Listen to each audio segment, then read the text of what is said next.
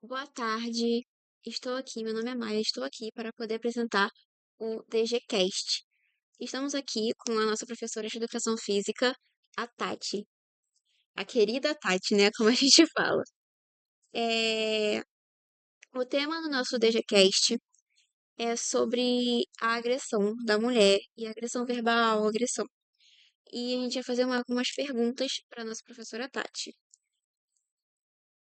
Você sentiria, você se sentiria confortável em compartilhar como começou esse relacionamento e em que momento percebeu que algo não estava saudável?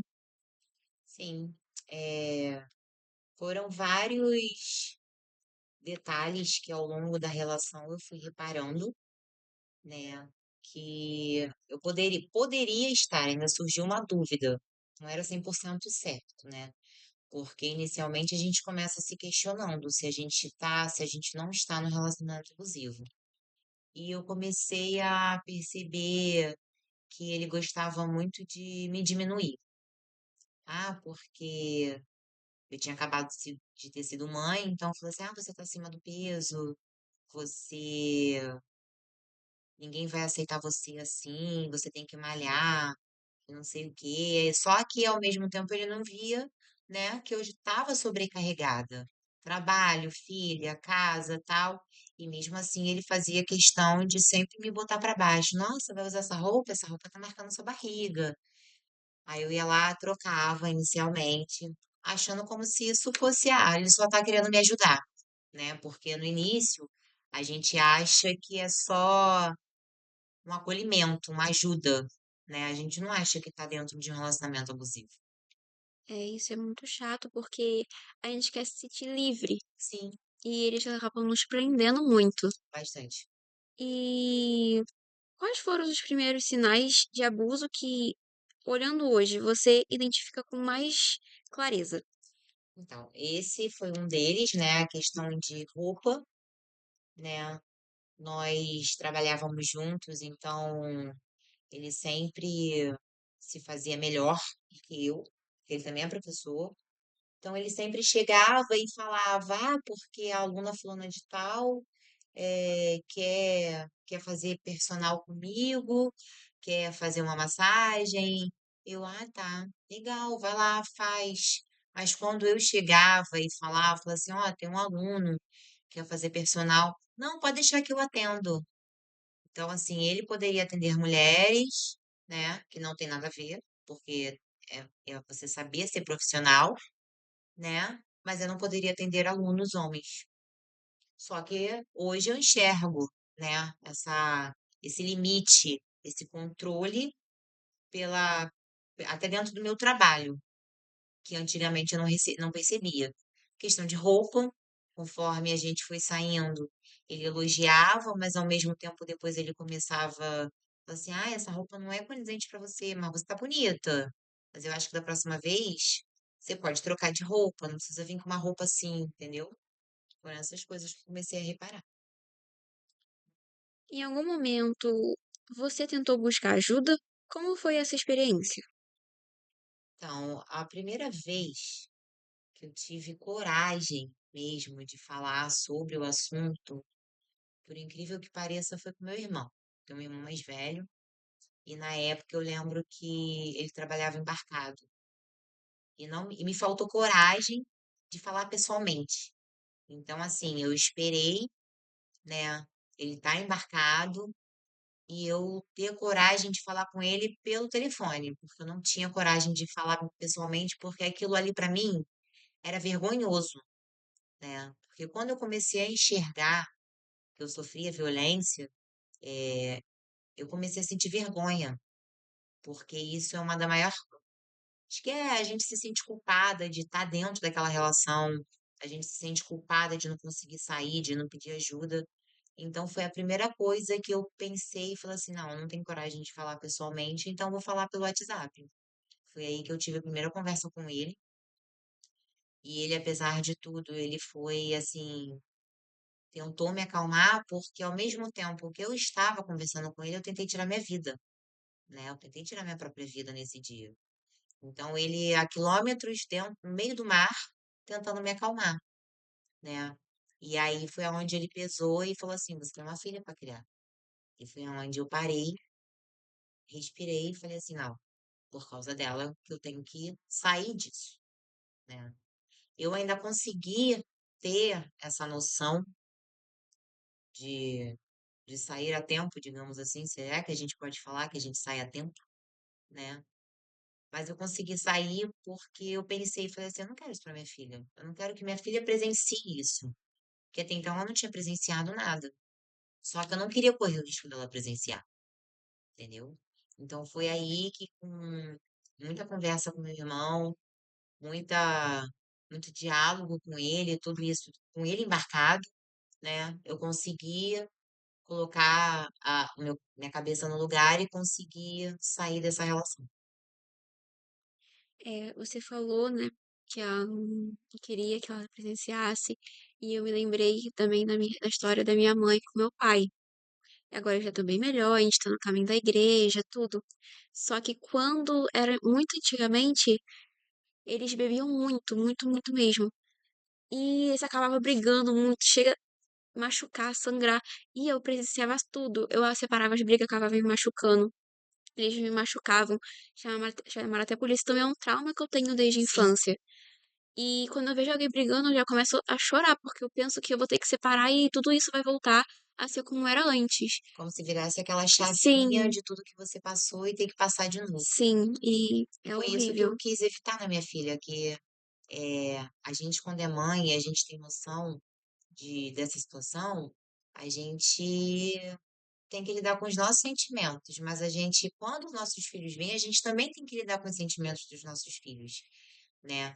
Que aí já são dois trabalhos, teoricamente, que a gente tem que ter, que é lidar com as nossas emoções e não acontecer o que aconteceu com você, de traumatizar, de ficar talvez até com medo de um relacionamento, né? E é isso que foi meu medo também, e foi aí que eu virei minha chavinha aqui dentro de mim.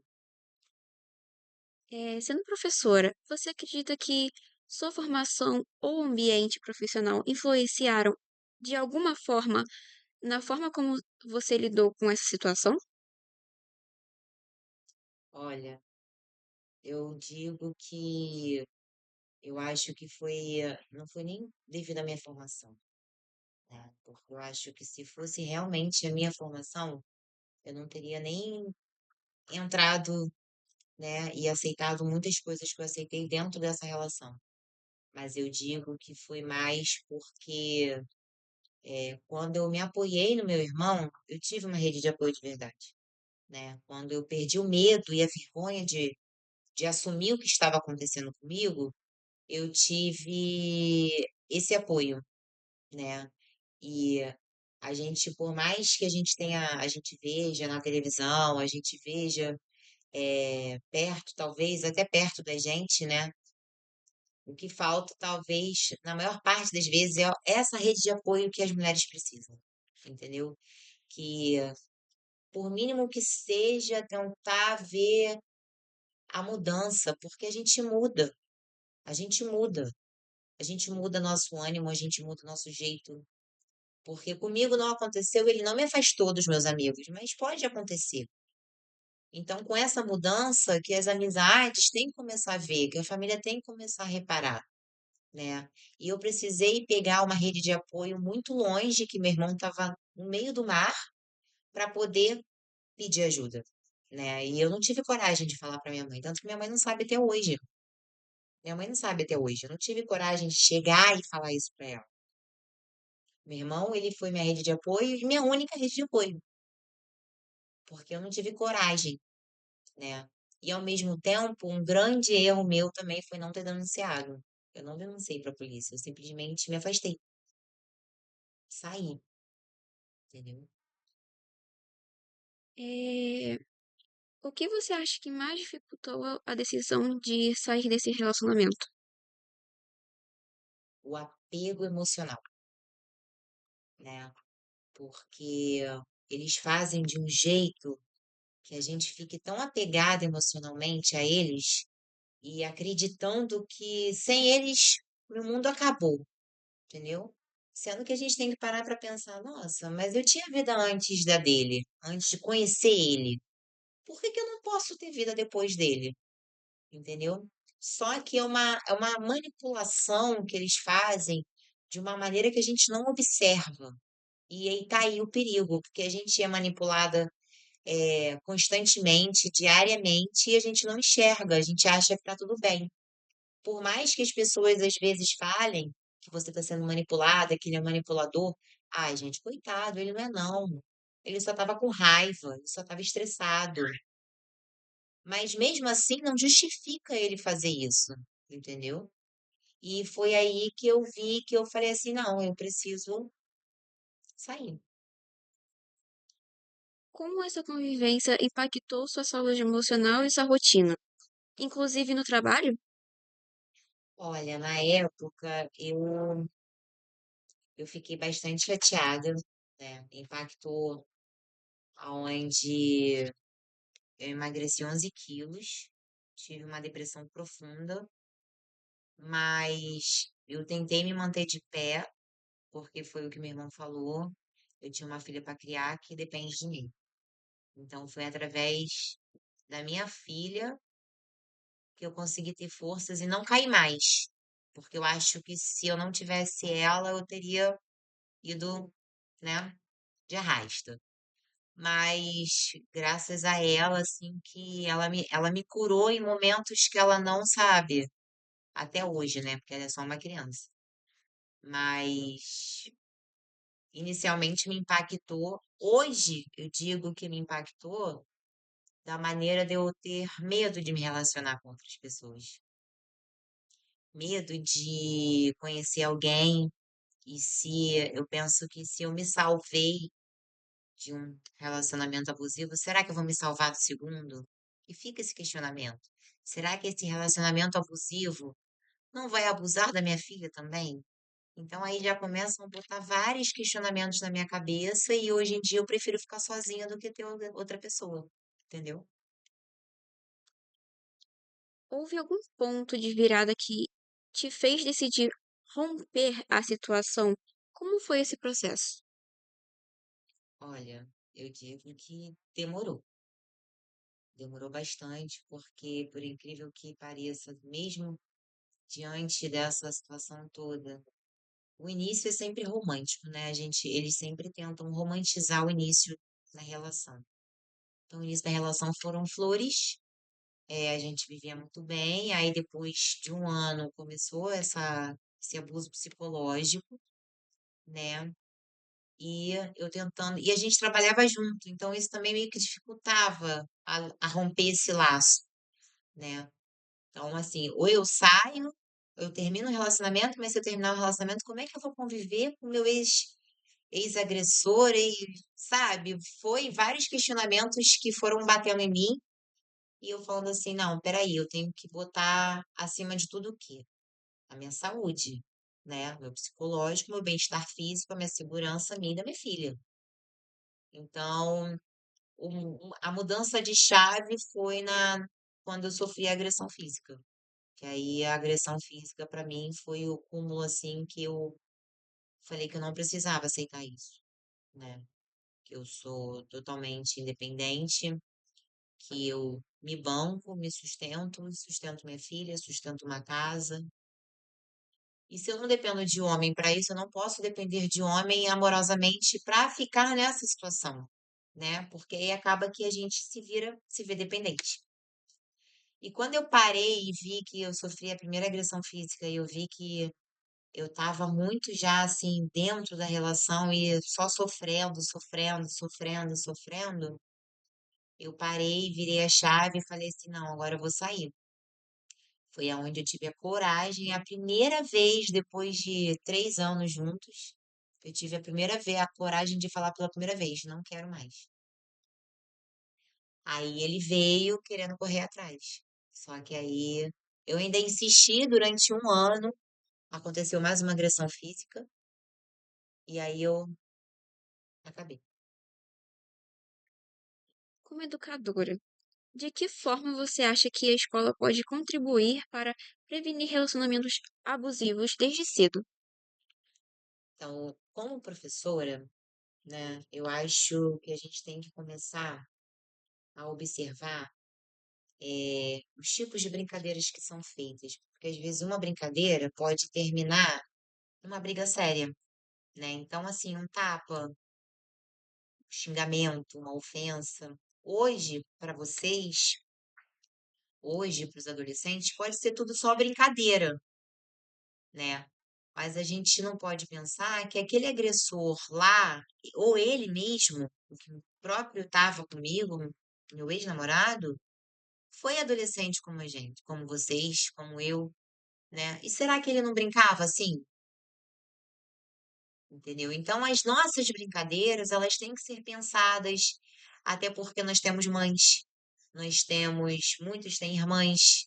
Então, será que vocês iam gostar de brincar com as suas mães, assim, ou se você gostaria que alguém brincasse com as suas mães da brincadeira que você faz com alguma colega sua? Não. Então, a partir desse momento que a gente tem que refletir. Hoje, a gente tem um portal de acesso à comunicação, à informação, até a denúncias, muito mais do que antigamente. Nós temos o Disque Denúncia Feminino, que é o 180, que a gente pode ligar para a Polícia Feminina, vai até lá, vai até você para te ajudar a sair dessa situação, né? Então a gente tem que pensar aonde que está o começo desse, desse machista? Aonde está o começo dele? Está onde a gente sempre conviveu, na escola, no ambiente social dele. Então, será que essas brincadeiras de bater, de xingar, será que isso a gente não pode refletir e repensar? Se amanhã ou depois, na nossa vida adulta, a gente não vai refletir isso como nossas atitudes? Então, é isso que a gente tem que pensar. E que mensagem você deixaria para outras mulheres que podem estar vivendo algo parecido, mas ainda não conseguem reconhecer ou sair dessa situação? Então, é uma situação muito difícil, né? A gente reconhecer ou sair. Mas o que eu digo é se vocês puderem denunciar, porque hoje o suporte que a gente tem é muito grande. E a gente não precisa ter medo, né? A gente tem medo de continuar nessa situação. A gente tem que ter medo de manter essa situação e com medo de perder nossa vida, né? Porque a gente vê tantas jovens, mães, quantas crianças ficaram órfãs, vítimas de feminicídio, e a gente tem que levar isso muito a sério, né?